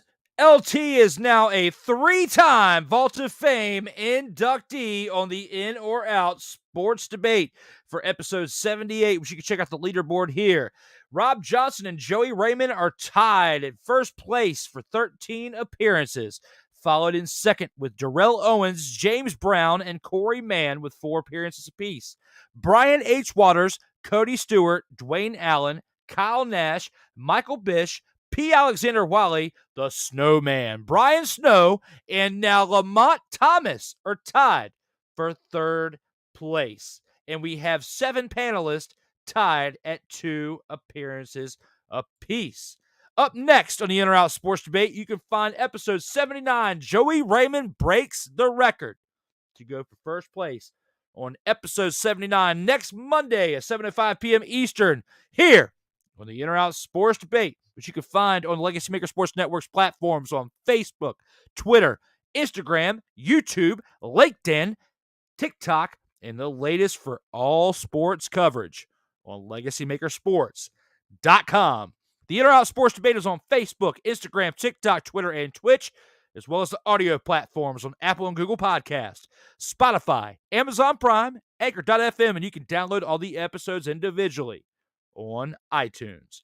You can check out SIRTOBA Media on Facebook, Instagram, Twitter, and the upcoming YouTube channel, and the latest on SIRTOBA.com. The Sports Senseis Unleashed is Mondays at 1:05 p.m. Eastern, which you can find on Snowman Multimedia, as well as the SDM Sports Radio Network. And if you want to throw a little tippy to the guy producing the video right here, you can throw a D Willie dollar, what Darrell likes to say, for the stoic picture on the $10 bill here on cash.app /$ D Willie 87. D Willie 87 Cash App here on the In or Out Sports Debate. We are here for episode 78 as we've gone through 5 great rounds and a bonus. And now all we have left to do is go through the next part, which is the Mayhem culmination, to see what the fans have to say before we get on out of here.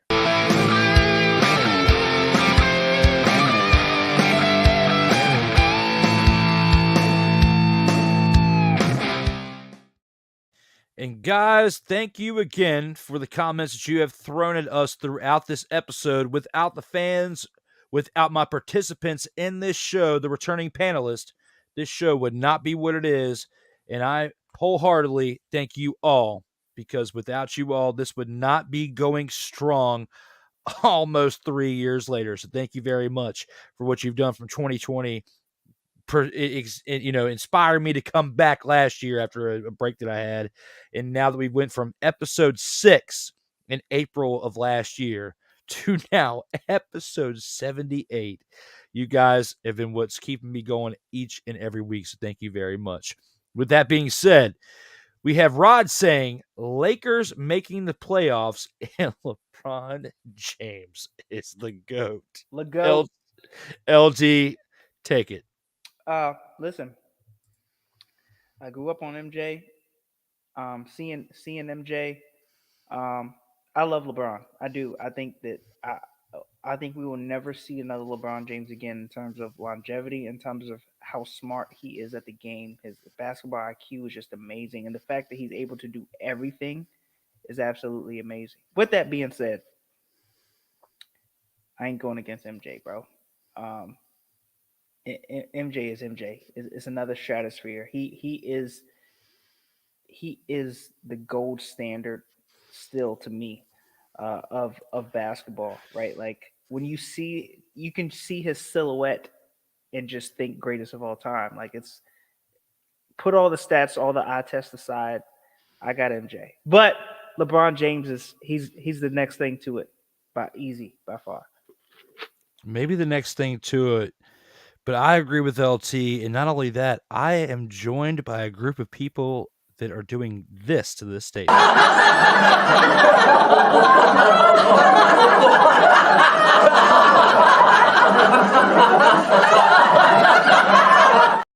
Maybe not to the fact that they're making the playoffs, but to the second part of your statement, Rod, saying that he is the greatest of all time. He hasn't done enough to prove it yet. The game is more pussified now than ever, because LeBron James would not have 4 championships in Michael Jordan's era of basketball. I am sorry. Dante says, I'm not mad at that. I guess he was responding to what we had to say about Steve Spurrier, because he was the one who was talking about Steve Spurrier and the stuff that we had to rebut on that before we went on to the next round in round 4. So thank you, Dante, for being part of the show. We definitely appreciate it. As he says, number 78, Bruce Smith, it is. So both of you concede to what I was saying. I had to give it to Bruce Smith. Easy. So I'm sorry, but I had to. As we love to debate on this show, Bruce Smith, to me, was the best to wear 78. Hands down winner. No to Art, Bruce Smith is the greatest 78. So even Dante said it again. Sports Sensei says Darrell Owens. He's definitely hype for the Sports Senseis. Thank you for tuning in there, Darrell. I definitely appreciate it. And I look forward to getting back with Snowman, hopefully next week, as long as he shakes off the COVID, because Snowman's already been through enough, beating pancreatic cancer. Absolutely. And now beating COVID for this time. My man Snowman, I love you. Get through this stuff, because I don't mind taking a break from the show. I just want you to be waking up tomorrow and feeling better than you did the day before. I talked to him last week as well, man. So get well soon, Snowman. Good old Snowman. Pat Mahomes was the MVP, period. I'm super in. If Hurts wouldn't have gotten hurt, he would have won. I don't know, Darrell, because still in 2 games, he would have had to throw for at least 1,500 more yards than what he did to even come close to what Mahomes did passing the ball. Maybe the 16-1 record, maybe the fact that, the nostalgia of that could have pushed through. But at the same time, it's like, I still feel like giving him the edge would have gave Mahomes even that much more ammo to show that he's the best player on the field in the Super Bowl, right? Because he was the best player on the field in the Super Bowl. I think that if Jalen Hurts would have stayed healthy for those 2 extra games and still played, and he still wouldn't have had the stats to match up to it, Jack Nicholson would have showed up and said this. You can't handle the truth! Because he still wouldn't have had the numbers that Mahomes did. Mahomes still would have got the MVP. And even Sandra Brown would have showed up and said this to Jalen Hurts when he started crying about it. Ain't nobody got time for that. And primetime Deion Sanders would have showed up and said this. Ain't nobody care. Who cares? Ain't nobody care. Facts, bro. Bro, Jalen's a beast. I'll give him that for what he did this year. Man, that was it's like most improved times affinity. Like he did that, and Eagles fans, you got nothing to be ashamed of for what that man accomplished this year. He just ran into one Pat Mahomes, and that's it. And that Pat Mahomes stared him right down in the eyes, LT, and said this. You may claim to be the best in the world, but I'm better than you. And you know it. Got him. Because it's not as unusual as this. It's not unusual to be loved. It's not unusual to have fun with anyone. But when I see you hanging about with anyone, it's not unusual. All right. I love this show. Gotta get him. Hurts should have won MVP. I think Andy deserves more credit than he gets. And Eric Bieniemy, it's BS that he get an head coach interview. Take this, LT. Yeah, I think he's saying it's BS that he didn't get a head coach interview. Mm-hmm. But I think the consensus now is that, maybe that's Eric B's winning chips. So that's probably where he wants to be. Not only that, but, Andy Reid ain't got forever. You know what I mean? And I think maybe the writing on the wall is that Bieniemy takes over as the Chiefs head coach when Andy Reid's done. And that may be the plan. Who knows? Whatever the case is, I think it's safe to say, as I said earlier, that the combination of Andy Reid and Eric Bieniemy is almost unfair, because compared to any one coach, in any head coach and coordinator duo, they're going to get out coached. And we just saw that. Like, Philly's been coached better than anybody this year with Sirianni, Gannon. They've done an excellent job, right? Excellent job. But all it took was a half. And you could literally see the night and day, the difference between these two coaching staffs. And it was not even close. And so I feel like, until somebody dethrones them, they're going to be a bad combination. Absolutely. I mean, Dante, I agree with LT, but I kind of have to go to the other side. What? I said I got to go to the other side. What? When you think about the fact that Andy Reid is 64 years old, what? He's had a lot of cheeseburgers. What? I said he's had a lot of cheeseburgers. What? It's time for him to retire for cheeseburger heaven. What? Is he going to do it this year? What? Don't think he's going to do it this year. What? Might wait another year. What? Stone Cold is really wondering what. What? And I said what? What? He's saying what again? What? Sammy's getting pissed. Say what again? Say what again? All right, in all seriousness. in all seriousness. Andy Reid doesn't have much more time left. He's already gotten 2 Super Bowls. He's been to 3 Super Bowls as a coach overall. He does have potentially one of the greatest quarterbacks of all time, as we will see. He hasn't earned his right to be the greatest of quarterback all time yet. But I had this argument with somebody earlier today that I feel like Patrick Mahomes is really close to, if not in the top 10 of quarterbacks of all time already, because he has 2 regular season MVPs. He has 2 Super Bowl MVPs and 2 Super Bowl championships already. In only 5 years. Yes, sir. Who else in their first 5 years of a starting quarterback has matched that? Okay. You've got people in the top 10 of quarterbacks who haven't even won a Super Bowl. Some haven't even sniffed a Super Bowl, yet they're in the top 10. And Patrick Mahomes has already gotten 2 MVPs and 2 Super Bowl MVPs on top of that. Deserves to be in the conversation for potentially number 10, if not just literally barely on the echelon outside of top 10. So with that, Dante, that's what I got to say about that. That's interesting about Hurts being overused, but to be fair, Hurts doesn't take unnecessary hits. I'll give you that. He's built for that. Still had the shoulder injury that put him out a couple games, though. And he is the first quarterback or the first player other than Terrell Davis for the Broncos to have 3 touchdowns, rushing touchdowns in a Super Bowl game. And the first quarterback to do that. And ironically, in a loss. So that's what I got to say about that one. I want to fight Jonathan Gannon, says Dante Hill.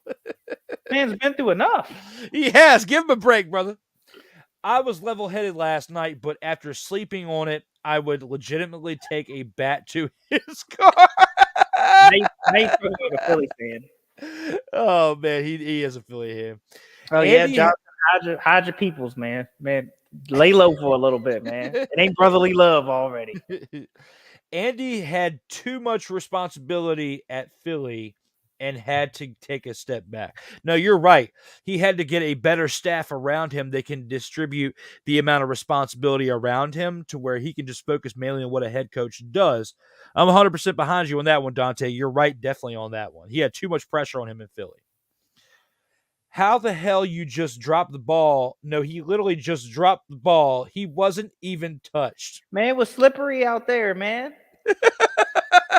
Crazy banana peels like Mario Kart on them streets. You saw everybody falling down. I'll bring it up again. Hassan Reddick couldn't get his foot in. Billy ain't got no sacks. Some old bull crap. Oh, man. That was great. I appreciate that one, Dante. That was a good laugh right there. If the refs were fair, honestly, they could have called the Miles drop on the fumble. How do you feel about that one? The Miles drop. I don't know about that one. That's why I asked you. Listen, there were a couple controversial calls, right? Like they had the Goddard catch. That was another one, right? Where it looked like he was bobbling it. It looked like after that foot came up, he was still bobbling it and didn't have control. They called it a catch. It was a remarkable catch at that. I mean, whether it's catch or not, the play was awesome. So I mean, for him to have that, I think that could have been looked at twice. There were a couple things, there's always a couple things you could have looked at twice. I mean, I think the bottom line of it is Philly had enough chances, right? Even after they called that penalty, right? You could have still made it a hard field goal. You could have still made it. Butker had already missed one, right? You could have still made the defensive plays. They just didn't make them. No, you're absolutely right. I mean, that call at the very end of the game, brother, I mean, regardless if they called it consistently throughout the game or not, it doesn't matter. The fumble had more of an impact than that hold, and I will go to my grave saying that. I'm sorry. Yeah. Jonathan Gannon just never adjusted. I can't believe you brought Vic Fangio to a defense of consultant, and that was the game plan. Okay. I called it the first drive. Jonathan Blue, he has not given Jonathan Gannon a break whatsoever, LT. Hey, come on, man. Like he had this Eagles defense as scary can be all season long. I mean, they just happened to run into the two offensive juggernaut gurus that Andy Reid and Eric Bieniemy are, man. I mean, you haven't seen it at all this year. I mean, Philly has literally dominated. People have even been saying that, oh, they had an easy schedule. I mean, it's the NFL. The schedule can only be so easy, right? But this defense had people looking like, they were just getting smacked around because this defense was that good, and Gannon is a large part of that. I bet you right now, if Jonathan Gannon was listening to this show, he would tell you this, Dante. Would you please shut the hell up? Because you have getting Jonathan Gannon so much hell over the past few comments that you have laid out here. I mean, hey, I'm not mad at you. I'm just speaking on behalf of JG, okay? So, with that being said, Dante then comes back with another comment. Hold on hurt shouldn't be penalized just because of the scheme. Our scheme isn't a 5,000 scheme. We run the ball. I don't think that's fair. Well, I mean, now that I get what you're saying, but if he had 41, 42 touchdowns that he threw, even if you add his 11 rushing touchdowns to that, you're still short to Mahomes'. How many touchdowns did he throw? Ooh, he threw a lot. 50 something. It was a lot. I don't remember the exact. I mean, I still feel like if you add his rushing touchdowns, you get close. Maybe you barely eclipse Pat Mahomes' passing touchdowns. If you add both of his together, like that's how many passing touchdowns that Patrick Mahomes threw. Like it's like you might call it on the yards, but on the touchdowns, I mean, you got nothing. LT brings a great point to that. Superior quarterback. Patrick Mahomes, I just had a chance to look it up. 41 passing touchdowns this season, 4 rushing touchdowns. Jalen Hurts, 22 passing touchdowns. Right. 13 rushing. So 22 plus 13 is 35. He's 6 short of just the passing touchdowns. Not even adding the rushing touchdowns. No, he's 11. No, well, 35. He's 10 because 41 and 4 is 45, and he had 35 combined. So Mahomes had 41 passing, 4 rushing for 45 combined. So he's still 10 under. That's what I'm saying.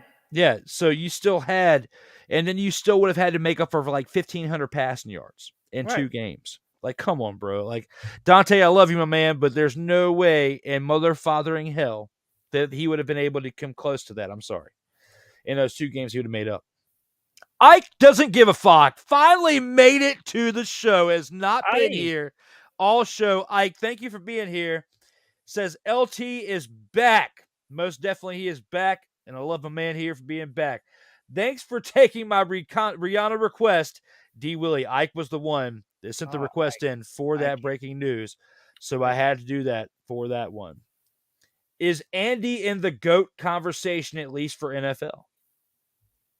In or out? Straight up just... I'm out. He's not.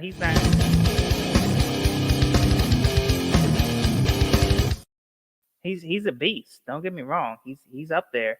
But I wouldn't call him GOAT, man. You talk about some of the greatest coaches, man. Those Belichick's, you got to give it to him. I mean, there's a few.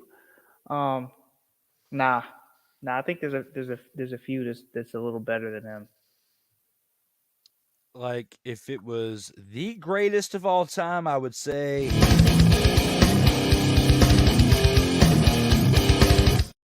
But one of the greatest of all time, if we were to do like a top 10, then I would say this.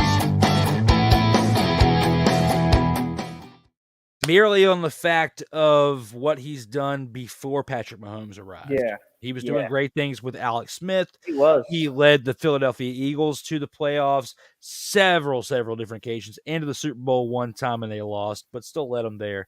I got to give it to him on that. I am in on that if it was like a top 10, but not the greatest of all time. I'm sorry, Dante. You being an Eagles fan, you probably would love to hear him in the top of the top 3 or the greatest, but I'm sorry, he's not. So Last statement we got here. No Philadelphia radio is giving Jonathan hell. It was rough listening to it today, and I felt bad for him. Careful what you wish for, man. Somebody else in that position might not do as well. Yeah, because I don't see anybody coming to his office right now saying this. You're fired! I do, however, see Jonathan sitting up on a podium, potentially saying this. That's why we took the damn field. Now, if you want to crown them, then crown their ass. But they are who we thought they were, and we let them off the hook. And anybody who's given Jonathan a hard time, the man still made it to the Super Bowl. So will you please just Stay off the weed! Because several of you would just like to sniff this. What's that? Playoffs? Don't talk about it. Playoffs? You kidding me? Playoffs? Even Dwayne "The Rock" Johnson is showing up, LT, and saying this. You should know your role and shut your mouth. Because Jonathan Gannon is standing tall in the trenches and saying this. I'll be back.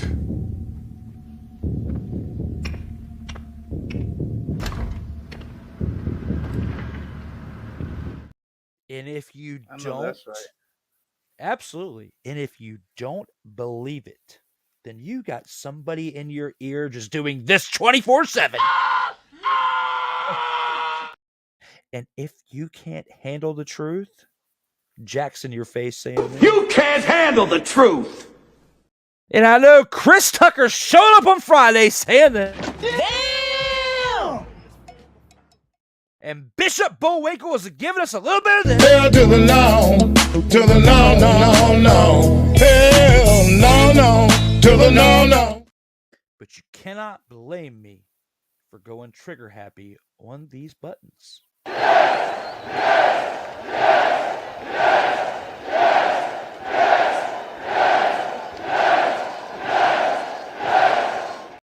Because at the end of the day, Michigan State. absolutely. And at the end of the day, I speak fact. There is nobody that can point their finger at me and say this. You know, liar, liar. Because it's a fact, Jack. It's a fact that this man said this. Come after me. I'm a man. I'm 40. I love you guys. Thank you all for tuning in to this show as we've gone through all the comments so far for this show. We've only got one more thing left to do before we get on out of here, and that is acknowledge the final word.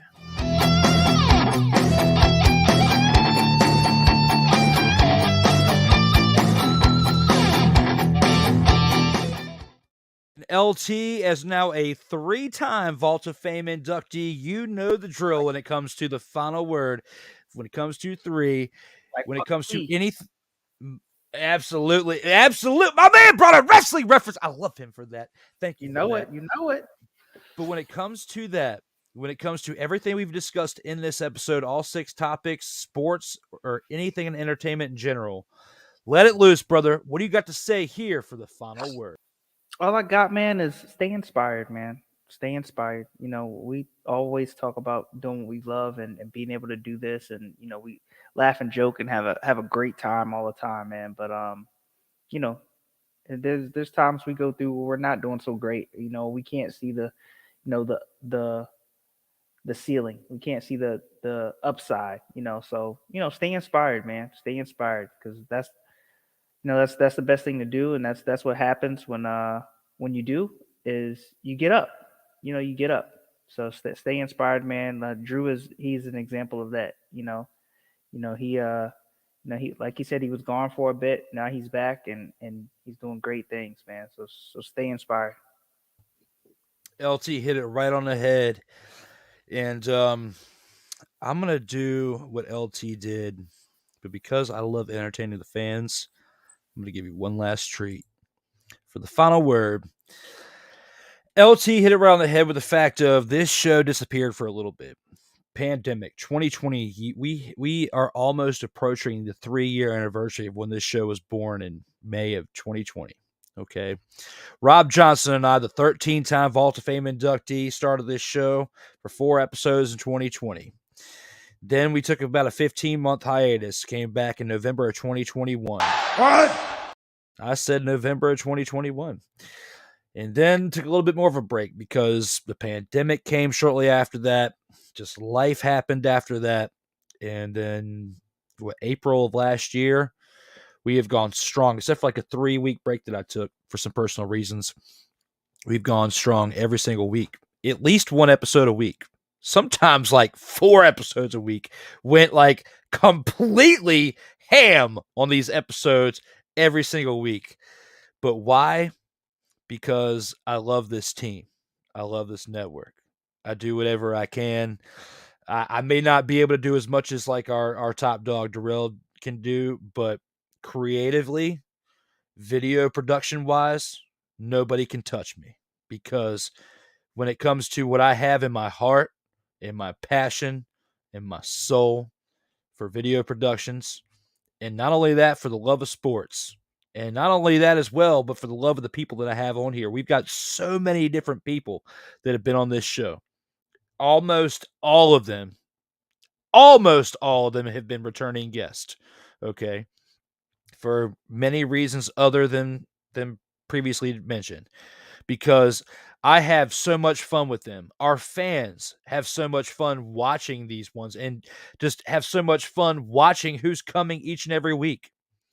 When I look at what we've discussed in sports and entertainment, my favorite thing that we've probably discussed tonight was probably the by the numbers segment. And just completely like bewildering LT in the fact of Bruce Smith, because he absolutely just, I'm not going to throw him under the bus completely, but he didn't mention Bruce Smith. Okay. So he forgot about him. It's kind of like when you leave somebody out in the cold and you forgot to give him a blanket. Okay. I gave Bruce Smith that blanket. I gave him the platform and brought Bruce Smith on here because I love Bruce Smith and he is the best, in my opinion, at number 78. And I love you guys in the comments who acknowledge the fact that Bruce Smith is the best to wear number 78 as my microphone shaking, because I'm getting so amped up right now. What? I'm getting so amped up right now because Bruce Smith is best to wear ever 78. What? I'm sorry, guys, but I have a lot of fun doing this show.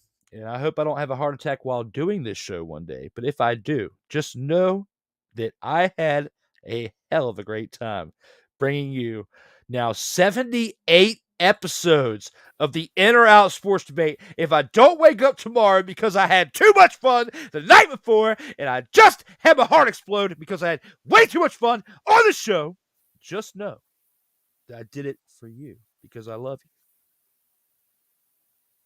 Well said. So thank you, LT. Thank you again for being here. Having a blast as always. Look forward to the next time that we do it. And we've only got one last thing to show the fans, and that is one badass outro.